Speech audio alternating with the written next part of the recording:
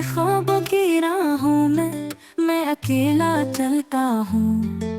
यादों के साए बोले मैं खामोश जलता हूँ। चांदनी रातों में तू थी, अब अंधेरा सा छाया है। मेरे दिल की बस्ती में हमने घर बनाया है। तेरी बातें तेरी हंसी अभी दिल को चुभती है। वो लम्हे जो तेरे साथ थे आँखों में रोती है।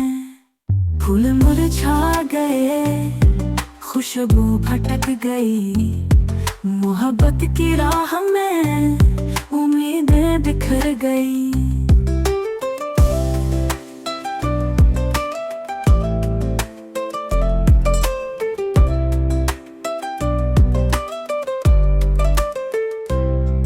तू गया तो सांसें रुक सी गई, वक्त थम गया कहीं।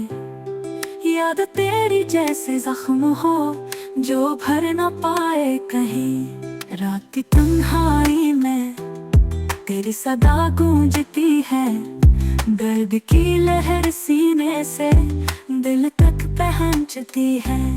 मैंने चाहा था तुझे जैसे दुआ को मांगा हो, पर किस्मत ने मुझसे सब ख्वाब छीन लिया हो। लफ्जों में बयां न हो वो दर्द जो छुपा है। हंसता चेहरा मगर अंदर तूफान सा बपा है। मेरे दिल की दीवारों पर तेरा नाम लिखा था। वक्त के हाथों ने आकर वो भी मिटा दिया था। अब ना रोशनी बाकी ना कोई आस का रंग। मोहब्बत की कहानी में